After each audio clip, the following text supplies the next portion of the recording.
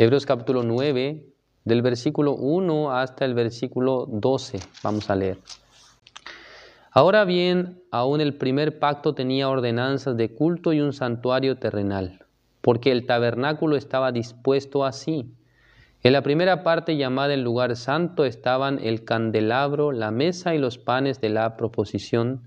Tras el segundo velo estaba la parte del tabernáculo llamada el lugar santísimo, el cual tenía un incensario de oro, y el arca del pacto cubierta de oro por todas partes, en la que estaba una urna de oro que contenía el maná, la vara de Aarón que reverdeció y las tablas del pacto, y sobre ella los querubines de gloria que cubrían el propiciatorio, de las cuales cosas no se puede ahora hablar en detalle. Y así dispuestas estas cosas, en la primera parte del tabernáculo entran los sacerdotes continuamente para cumplir los oficios del culto.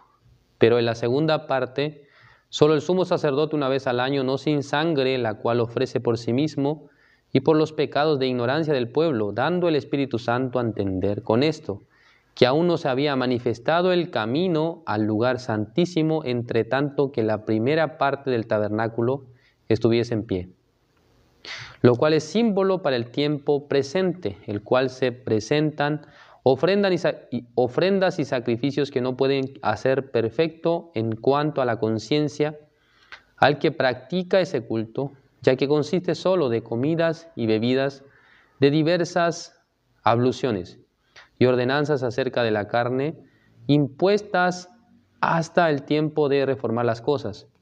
Pero estando ya presente Cristo, sumo sacerdote de los bienes venideros, por el más amplio y más perfecto tabernáculo, no hecho de manos, es decir, no de esta creación, y no por sangre de machos cabríos, ni de becerros, sino por su propia sangre, entró una vez para siempre en el lugar santísimo, habiendo obtenido eterna redención. Hasta el versículo 12 he leído. ¿Cómo están, hermanos? Bienvenidos a esta reunión, este estudio especial. Estoy muy agradecido al Señor porque el tiempo de compartir la palabra es el tiempo en el que me siento más, más feliz, ¿no?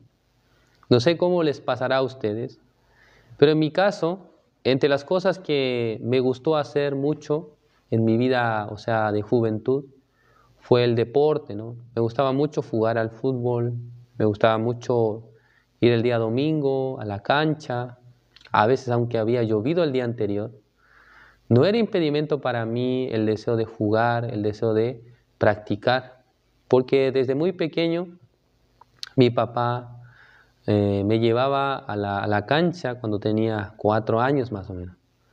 Desde ahí empecé a aprender lo que eran las técnicas del fútbol. También me empecé a empapar del gusto hacia el deporte. Principalmente era el deporte que yo más practiqué. Pero realmente, aunque ha sido algo que me dio mucha satisfacción, mucha felicidad, pero después de este deporte, una cosa que realmente ha ido conmigo, ¿no? Que ha ido con mi paladar, ha sido realmente el tiempo de compartir la palabra de Dios. Para mí ha sido, segunda cosa que en mi vida me ha dado más alegría y felicidad, donde me he sentido más contento, ¿no? Donde me he sentido más, en mi corazón he sentido más gozo, ¿no? Más plenitud, precisamente al momento de compartir la palabra. Por eso cuando alguien me pide compartir, a no ser por una situación muy particular, me cuesta, ¿no?, decir que no. Me cuesta decirle que no voy a compartir.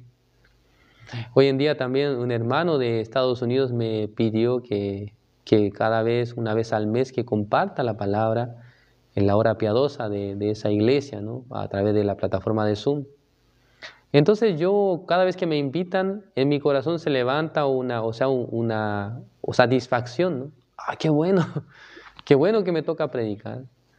Anteriormente a veces me sentía, nervioso, pero hoy en día, más que tener nervios, me da mucha satisfacción. ¿Por qué? Porque hay una cosa que por la práctica de la predicación yo he comprobado, que es que cuando nosotros compartimos la palabra de Dios, sin duda que estamos hablando nosotros, ¿no? En este momento mi boca se está moviendo, mi lengua se está moviendo, están funcionando mis cuerdas vocales. Pero en realidad, podemos sentir que mientras leemos la Biblia, mientras compartimos el mensaje, Dios poco a poco nos guía, Dios poco a poco nos da algún tipo de entendimiento y revelación de la Escritura. En muchas ocasiones he sentido eso, ¿no? Que mientras estoy compartiendo la palabra, algún tema que no pensaba o que no planificaba en mi mente, mientras leía, mientras pensaba en la palabra, Dios me hacía entender, Dios me hacía compartir también. Hoy hemos leído el libro de Hebreos capítulo 9. ¿Por qué he tocado el capítulo 9? Porque hoy en día en el devocional de la mañana, en la hora piadosa de nuestra iglesia, estoy compartiendo el libro de Hebreos, ¿no? Y una de las palabras que realmente me ha hecho sentir mucho gozo en mi corazón precisamente fue Hebreos capítulo 9. Acá en el capítulo 9 del libro de Hebreos está describiendo, o sea, cómo está conformado el tabernáculo de reunión. Para los que no saben, ¿no? El tabernáculo de reunión es un lugar que ha sido levantado en el desierto, una tienda movible.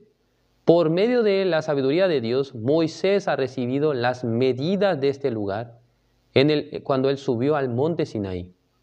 Cuando Moisés sube al monte Sinaí y está durante 40 días, 40 noches, en ese lugar, Dios dos cosas le ha querido mostrar. Lo primero han sido los mandamientos, la ley de Dios. Pero la segunda cosa que Dios le ha mostrado a Moisés, o que Dios ha querido enseñar a Moisés, era el diseño del tabernáculo. Entonces imagínense de dónde Dios sacó el diseño de este lugar, del tabernáculo de reunión. ¿Es algo que Dios en el momento había inventado? ¿Es algo que en el momento Dios había creado? No era así, sino que ya esto estaba hecho, pero no en el plano terrenal, sino que en el plano celestial. En el reino de los cielos, Dios ha preparado el tabernáculo de reunión celestial. Esto realmente nos llama mucho la atención. ¿Por qué Dios ha preparado un lugar para hacer un sacrificio?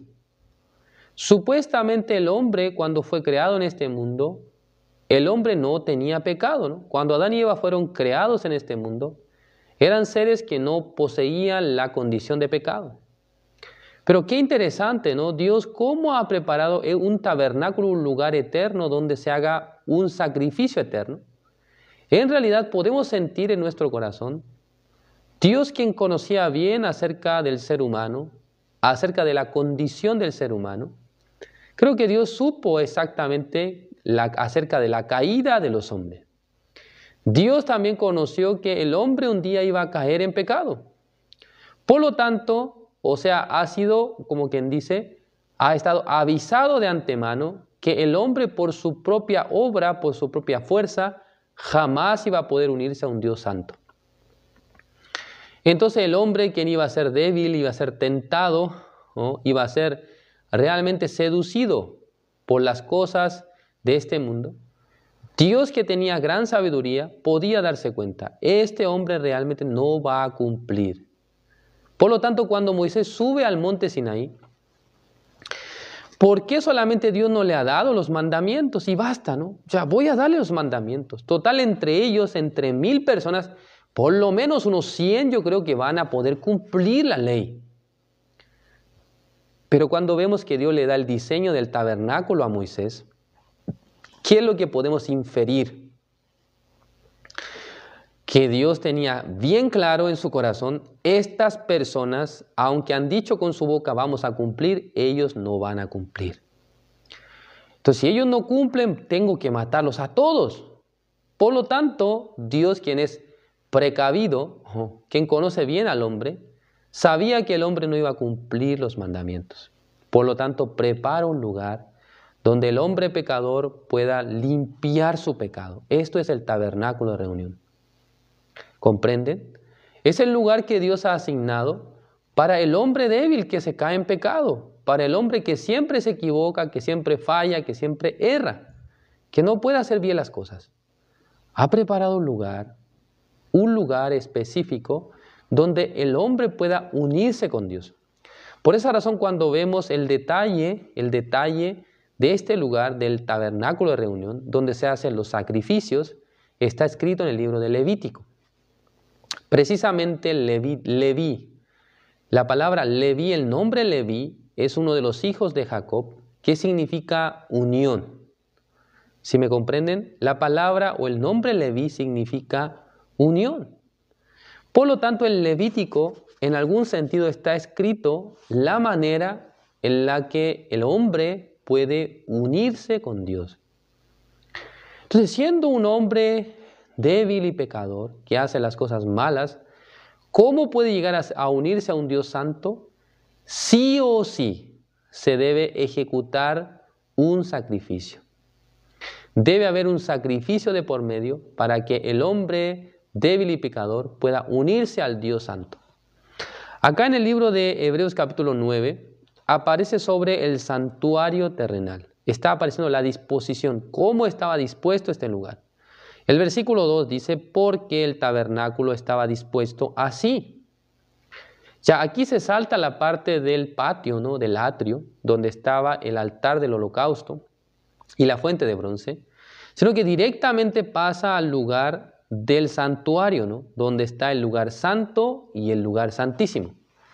¿Ya? Entonces el tabernáculo de reunión es una tienda que está cerrada, ¿no? Como un rectángulo, está cerrado, y adentro se forma un patio interior y luego atrás una especie de carpa que es más alta que las paredes que están por fuera, es más alta. En ese lugar hay una división, hay dos velos. El primer velo es el que me pasa del patio hacia el lugar santo. Ese primer velo nos da el acceso al lugar santo. En ese lugar santo, ¿qué es lo que había? Acá en el versículo 2 dice, porque el tabernáculo estaba dispuesto así en la primera parte llamada el lugar santo. Estaban el candelabro, la mesa y los panes de la proposición. ¿Sí? ¿Qué es lo que había? Dice que estaba el candelabro, la mesa y los panes de la proposición. Entonces, ese candelabro, ¿qué función cumplía? Ya en ese tiempo no existe la luz eléctrica, ¿no? No habían ampolletas, ni focos, ni tubos fluorescentes, ni tubos LED, sino que a través de una lámpara que se encendía por medio de aceite, colocando aceite, se mantenía iluminado el lugar para que estuviera claro, ¿no? Para que el sacerdote cuando entra ya no se tropiece, ¿no? Porque es un lugar cerrado. Entonces eso es la iluminación del lugar. Entonces los sacerdotes constantemente tenían que realizar este tipo de actividades, este tipo de trabajos. Y también estaba el pan, ¿no? El pan de la proposición, que precisamente eran 2 hileras de 6 panes cada uno, que representaba las 12 tribus de Israel. Sí, eso aparece en el lugar santo. Acá el versículo 3 dice, tras el segundo velo.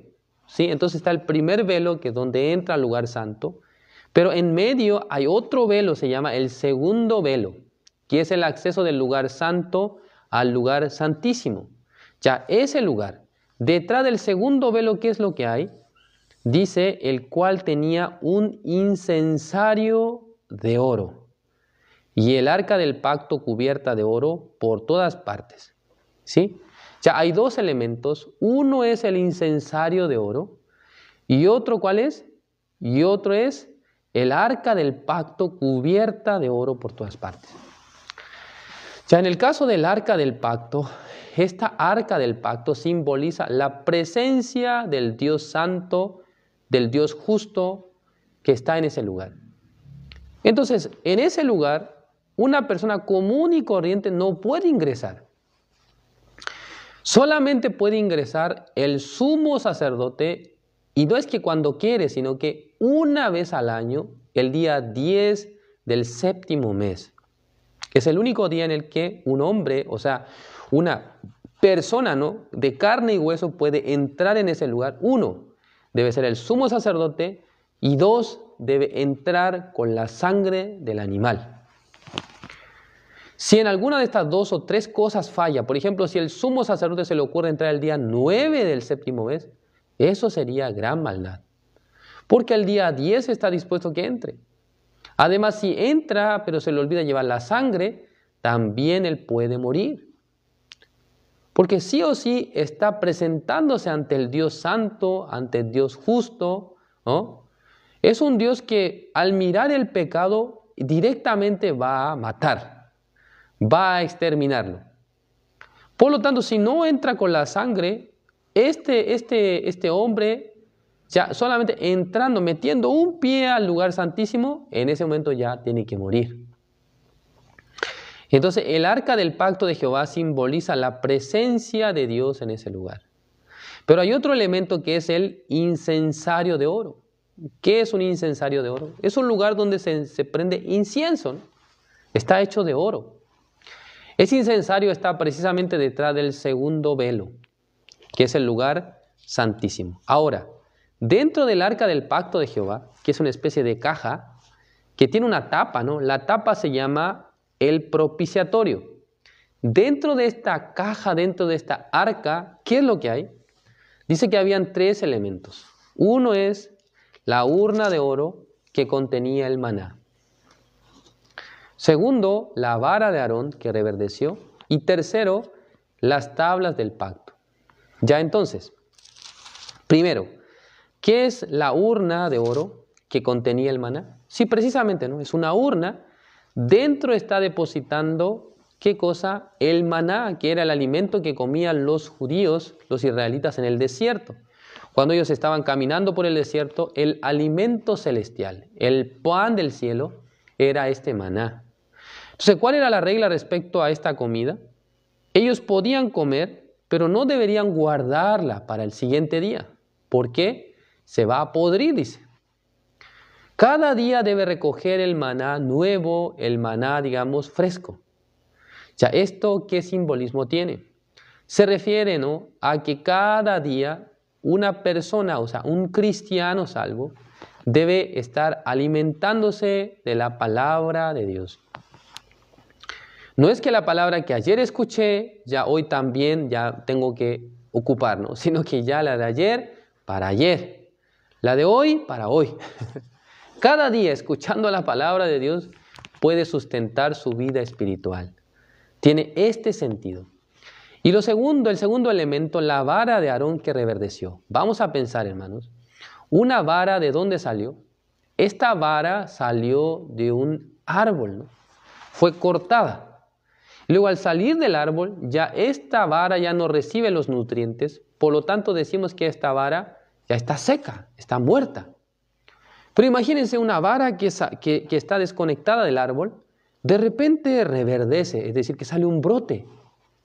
¿Qué es esto, no? Es imposible que ocurra así. ¿Por qué razón? Porque ya la vara está como muerta, por lo tanto no está unida con la raíz, con el tronco. ¿Qué simboliza esto? Esto, hermanos, se refiere a la resurrección. Nuestro Señor Jesucristo, quien había muerto, quien murió durante 3 días estuvo muerto, pero al tercer día Él ha resucitado. Es un símbolo de la resurrección de nuestro Señor Jesucristo. ¿Sí me comprenden? Esto está dentro del arca del pacto de Jehová. Uno es el maná, que representa la palabra que cada día nosotros debemos consumir. Segundo, está hablando sobre la muerte y la resurrección. ¿De quién? De nuestro Señor Jesucristo. Esto es el Evangelio. Y tercero, las tablas del pacto, dice, que precisamente reflejaban la palabra de Dios, la autoridad de Dios. Es decir, que dentro de este lugar, dentro de esta arca, todas estas cosas son importantes para Dios, ¿no? Para los cristianos que puedan acceder a ese lugar, son fundamentales para poder llevar la vida espiritual. ¿Por qué? Las tablas del pacto que están apareciendo en el arca del pacto de Jehová, estas tablas, según el libro de Hebreos capítulo 10, han sido escritas en el corazón de los creyentes. Por medio del Espíritu Santo dice que iba a ser escrita en su corazón, en su mente, dice, las escribiré. Por lo tanto, por el Espíritu Santo de Dios, los cristianos pueden llevar una vida para poder vencer el pecado, para poder ganar contra los deseos de la carne. Está hablando acerca de ello, ¿no? Pero otro elemento que mencionamos antes era, ¿qué cosa? La urna de oro, el incensario de oro. ¿Sí es correcto? El incensario de oro. Ya, este incensario de oro, ¿qué simboliza o qué representa? Ya, según el libro de Apocalipsis, me parece que es el capítulo 5. A ver si lo encuentro. Capítulo 5. No, disculpen. Ya, este incensario de oro simboliza, ya, capítulo 5, versículo 8. Ya. Apocalipsis capítulo 5, versículo 8, vamos a buscar. Dice así. 5:8 dice: y cuando hubo tomado el libro, los 4 seres vivientes y los 24 ancianos se postraron delante del Cordero. Todos tenían arpas y copas de oro llenas de incienso, que son las oraciones de los santos. Ya, según el libro de Apocalipsis, dice que el incensario, el incienso se refiere a las oraciones de los justos, dice. ¿Es correcto? De los santos. Entonces, el incensario de oro, ¿dónde está ubicado? Está ubicado después del primer velo o después del segundo velo. Según esta palabra dice que está ubicado después del segundo velo, o sea, en el lugar santísimo. En ese lugar está el incensario de oro, que simboliza precisamente la oración. Entre los cristianos, entre los salvos, que por medio de nuestro Señor Jesucristo hemos ingresado al lugar santísimo, este lugar es el lugar donde nosotros podemos orar delante de Dios. Donde los cristianos salvos pueden orar, ¿para qué? Para que Dios escuche sus oraciones.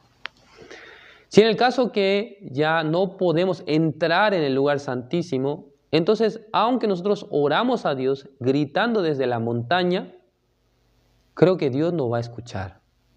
Pero después de pasar el segundo velo, entrando al lugar santísimo, en ese lugar Dios es quien escucha la oración de los santos, de los justos. Por eso, en ese lugar, ¿no?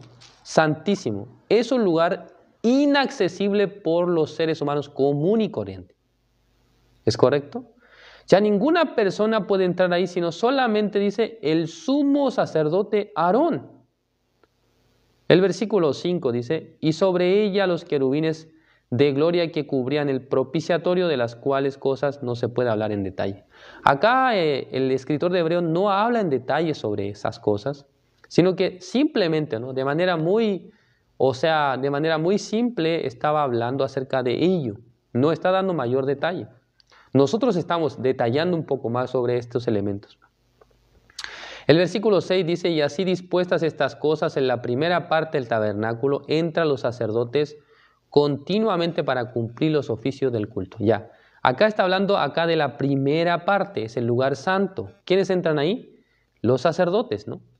¿Sí? Los sacerdotes entran para cumplir los oficios del culto, es decir, para cambiar el aceite del candelabro de oro, para sacar las cenizas que haya caído, para, cambiar el pan, en fin. Cada cosa debe hacer los sacerdotes. Pero dice que en la segunda parte, solo el sumo sacerdote una vez al año, no sin sangre, la cual ofrece por sí mismo y por los pecados de ignorancia del pueblo, puede entrar en ese lugar. O sea, un montón de condiciones, un montón de elementos que el sumo sacerdote no debe olvidar. Jamás el sumo sacerdote puede entrar en ese lugar pensando que yo este año trabajé bien, serví bien a Dios, ¿no? Me dediqué bien a este trabajo, ahora ya puedo entrar libremente, tengo pase libre. No era así, sino que cada año era un desafío, porque si en el caso que por alguna cosa o por estar muy atareado se olvide de meter la sangre, porque aquí dice no sin sangre. Si en el caso que se olvidara de esto, como por ejemplo, ¿no? Alguna persona se va en la mañana al trabajo apurado, de repente está yendo a la esquina, Dios mío, me olvidé la tarjeta de transporte. tiene que devolverse, ¿no? Corriendo. Tiene que sacar la tarjeta y luego otra vez se va. A veces ocurre, ¿no? Alguien se olvida de las cosas, alguien se olvida de sacar algo y tiene que devolverse en la mitad del camino. A alguien se olvida su teléfono celular, a alguien se olvida el dinero para pagar, en fin.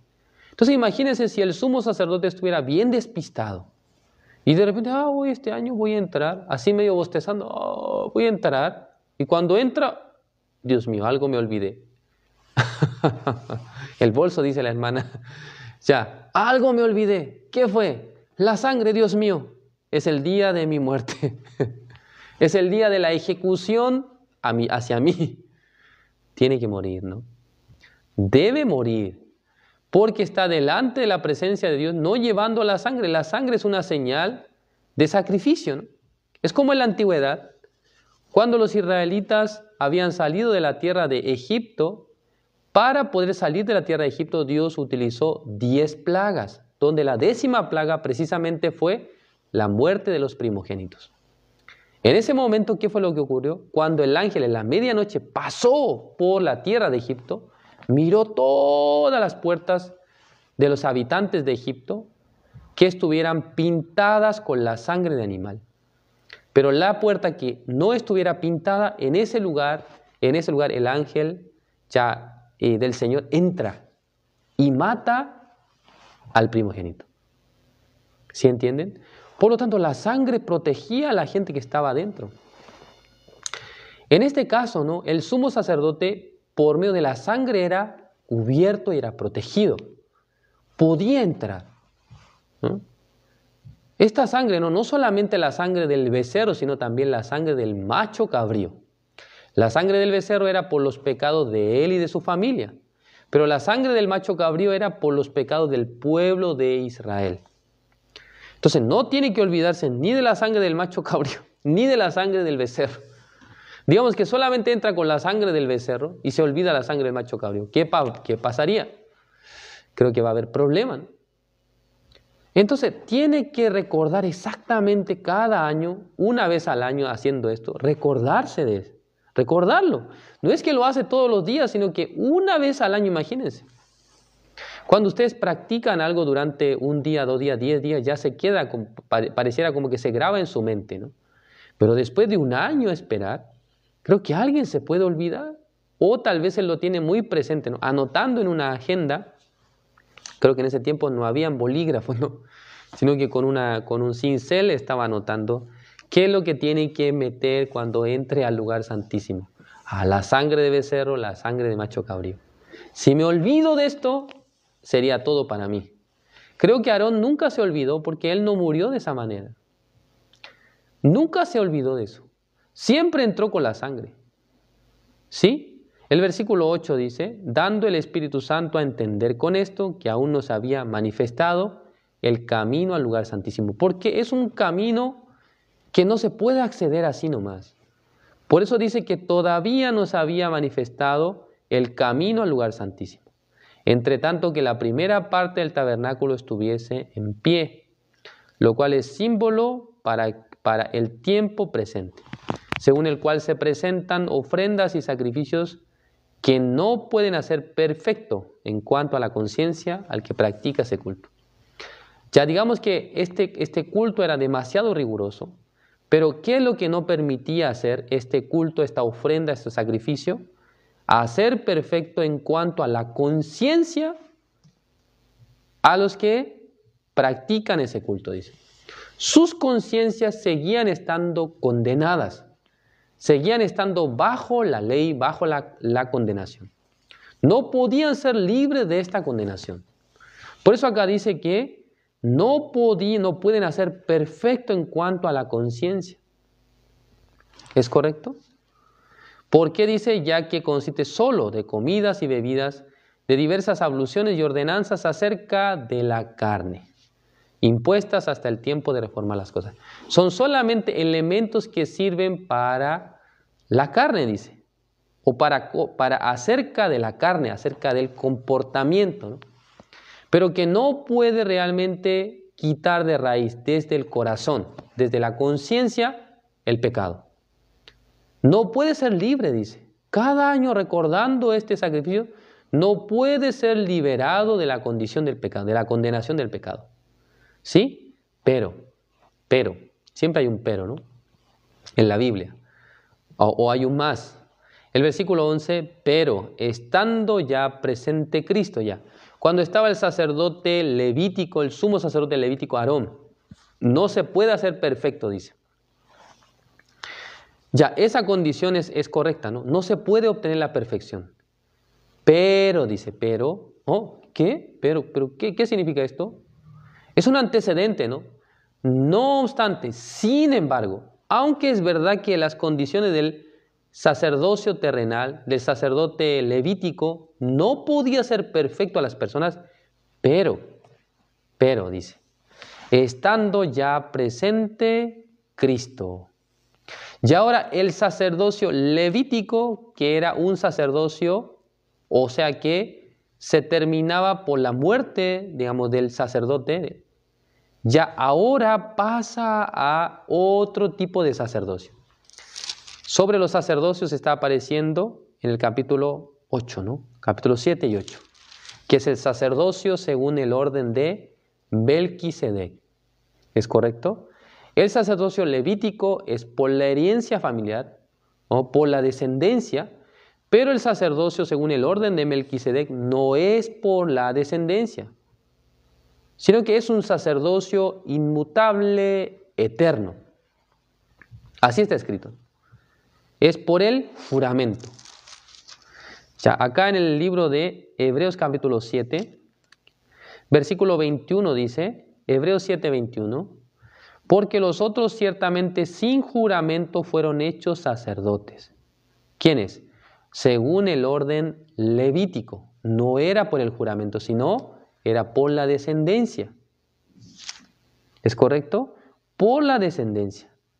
Pero acá en el versículo 21 dice, versículo 21, porque los otros ciertamente sin juramento fueron hechos sacerdotes, pero con el juramento del que le dijo, juró el Señor y no se arrepentirá, tú eres sacerdote para siempre, según el orden de Melquisedec. Es un juramento de parte de Dios. Tú serás sacerdote para siempre, según el orden de Melquisedec. Nada que ver con la familia, nada que ver con tu tío, con tu abuelo, con tu bisabuelo. Tú serás sacerdote para siempre, nada que ver con la descendencia. Esto es el sacerdocio según el orden de Melquisedec. Por eso el versículo 11, pero estando ya presente Cristo, sumo sacerdote, aquí debería decir, ¿no? Según el orden de Melquisedec, pero dice de los bienes venideros. Por el más amplio y más perfecto tabernáculo. Ya no está hablando del tabernáculo terrenal, sino de un tabernáculo que está ubicado ¿en dónde? En los cielos. No hecho de manos, no está hecho por el hombre. Es decir, no pertenece a esta dimensión, a esta creación. Entonces, si no pertenece a esta creación, ¿de dónde es entonces? Este tabernáculo es un lugar que está en los cielos. Qué impresionante, ¿no? Porque nosotros no podemos verlo. Moisés ya recibió esta revelación. Pero nadie de ustedes, ninguno de nosotros ha visto el tabernáculo celestial. Ni siquiera hemos visto el tabernáculo terrenal, ¿no? Pero algunas personas ya lo han visto en el tiempo de Moisés. Pero esta figura del tabernáculo terrenal, Dios quiso mostrar a los israelitas, miren, este tabernáculo es algo que está realmente en el cielo. Les estoy mostrando solamente, esto es un ejemplo. Pero esto no es el tabernáculo original, sino que en el cielo hay un lugar donde efectivamente se realizará un sacrificio eterno. Este sacrificio que yo les muestro durante 1500 años es solamente una muestra de lo que un día se haría en el reino celestial. ¿Ah? Es una sombra, dice. Por eso el capítulo 10 como parte, la sombra de los bienes venideros, no la imagen misma de las cosas. Así está escrito en Hebreos capítulo 10, versículo 1. ¿Qué dice acá? No hecho de manos, es decir, no pertenece a este mundo, es celestial. Versículo 12, y no por sangre de machos cabríos ni de becerros. Recordemos, la sangre de machos cabríos era para el pecado del pueblo de un año, pero la sangre de becerros era para el pecado del sumo sacerdote y de su familia. Ya esto fuera, ya no va más. Ya esto no sirve. Ya esto no funciona más. Esto ya está obsoleto. Esto es como la tecnología, ¿no? ¿Entre ustedes alguien tuvo alguna vez un celular que funcionaba con infrarrojo? ¿Saben lo que es, no? No sé muy bien, ustedes entienden lo que estoy diciendo, ¿no? Anteriormente existió un teléfono que tenía un sistema de infrarrojo por donde usted pasaba los datos. Entonces ya si usted tenía un teléfono aquí, otro acá, entonces poniéndolo juntitos los teléfonos podía pasar un archivo. Pero si a alguien se le movía o se cansaba su mano, entonces ya el archivo no entraba. Era muy complicado, ¿no? Pero ahora el sistema más moderno viene a ser el Bluetooth, ¿no? Hay algunos mecanismos de Bluetooth que funcionan a gran distancia, ¿no? Por ejemplo, hace poco el pastor Kim me regaló unos audífonos, ¿no? Los que se ponen aquí en la cabeza. Entonces, aunque estoy a veces 10 metros de distancia, sigue escuchándose el teléfono que está allá al otro lado. Aunque hay pared intermedia, tiene muy buena señal de Bluetooth. Pero el infrarrojo, si usted lo movió un poquito, ya no puede pasar el archivo, aunque sea un archivo de 20 kilobytes. ¿No? No sé si todos entienden lo que estoy hablando, pero lo que quiero decir es que se ha actualizado. Acá en el versículo 12 podemos decir hay una actualización del sistema sacrificial o del sistema de sacrificio. Es una actualización. Versículo 12, y no por sangre de machos cabríos ni de becerro, eso ya está obsoleto. Eso está desactualizado. Ahora una nueva actualización. Como quien dice, un nuevo sistema operativo. Si estamos hablando en términos de computación, ¿no? Un nuevo sistema. ¿Qué sistema es? Ya la sangre ya no se ocupa la sangre animal, sino que por su propia sangre, dice. ¿Qué sangre de quién? ¿Nuestra sangre? No, es la sangre del sumo sacerdote celestial que en la tierra fue el sacrificio, Jesucristo. Jesucristo es el que debe llevar su propia sangre. Entonces, ya aquí está la sangre de animal. No. Eso está fuera, está desactualizado. Tiene que actualizar su sistema ahora. Ya la sangre de animal ya no sirve. Ahora hay un sistema mucho más avanzado. Este sistema realmente proporciona beneficios mucho mejores. Esta sangre no es algo temporal. ¿No? No es que es por 1 año ni 2 años. No, esto es eterno, para siempre. Es la sangre de Jesús. Por eso dice, entró una vez para siempre en el lugar santísimo, celestial, habiendo obtenido, ¿qué cosa? La eterna redención. Gloria a Dios.